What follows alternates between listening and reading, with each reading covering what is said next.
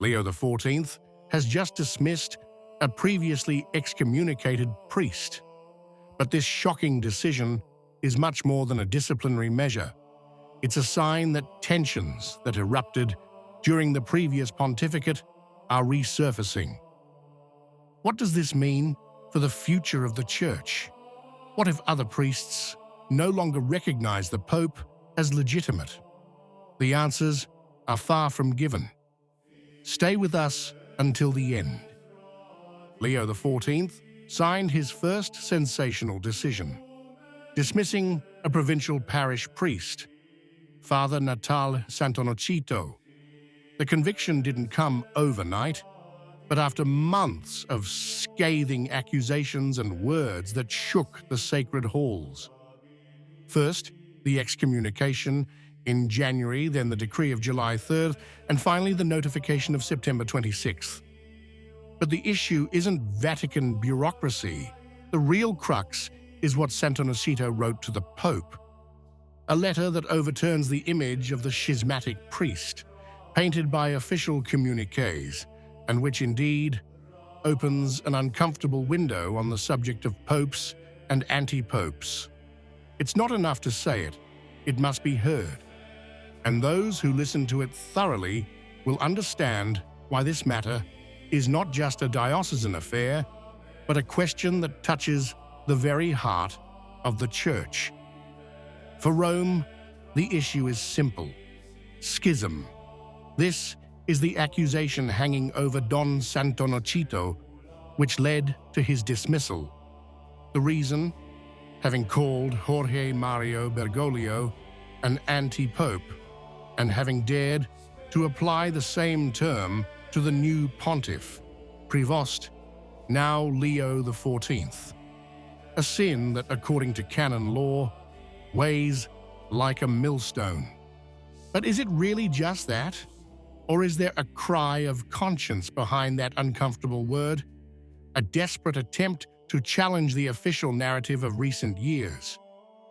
In the Vatican documents, everything appears straightforward. In Santonito's videos and letters, however, the story takes a different, much more disturbing turn. Anyone who wants to understand will have to look beyond the headlines. In his defense, Don Santonito does not appear at all as a rebel fleeing the Church, but as a priest convinced that he was acting out of loyalty to the papacy. He wrote it in black and white, in the letter addressed to Leo XIV. No rejection of the pontiff's authority. No betrayal of dogma. Only the certainty that Benedict XVI never really abdicated, and that consequently the succession of 2013 was marked by ambiguity.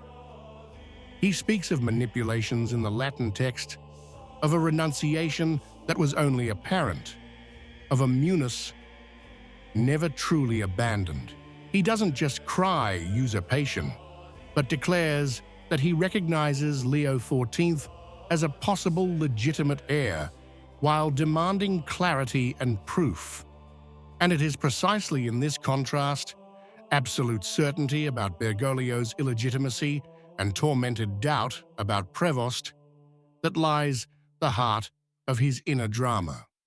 The Santonito case is not a bolt from the blue, but is rooted in the thorniest and most unresolved question of recent decades.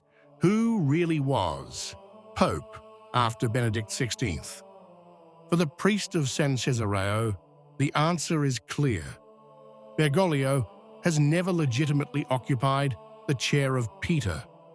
This is not simply an opinion, but a conviction based on the interpretation of his February 2013 resignation as an act of impediment, not a true abdication. If you appreciate our outreach service and believe in the values of truth and transparency, please purchase a super thank you. Each piece of content requires commitment, study, and dedication, and our work is entirely self-funded. Your support helps us continue this mission. Thank you so much. According to him, Benedict would have continued to guard the Petrine Munus until his death, while Francis would have governed as a usurper.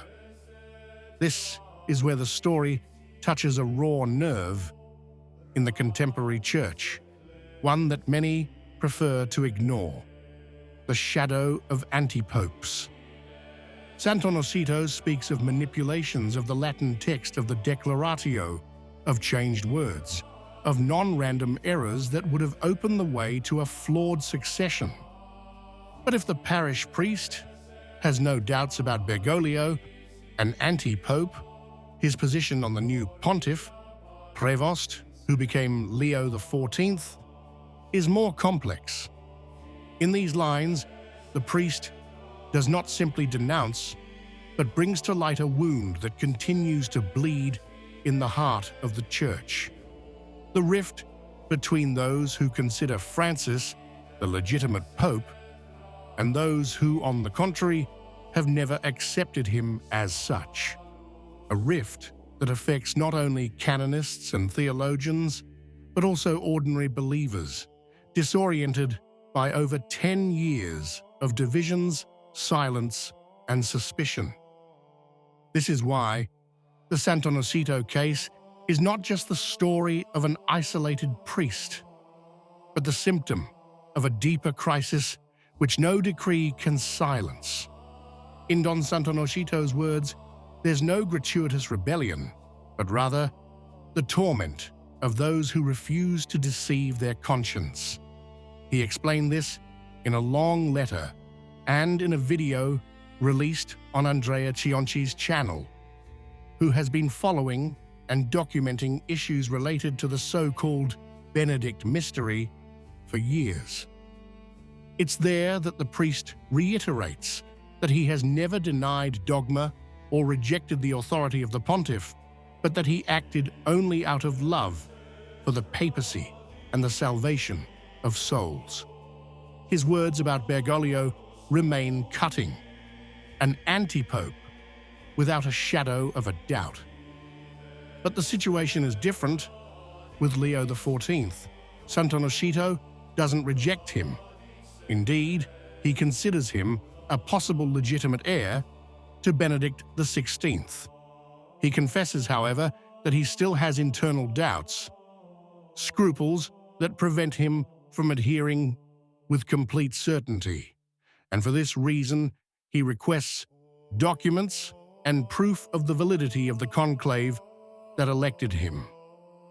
Despite this, he expresses esteem and affection towards the new pontiff, invokes his paternal guidance, and asks for the suspension of the canonical penalty, at least until full light is shed on the matter. It's hard to reduce these words to a caricature of a schismatic priest.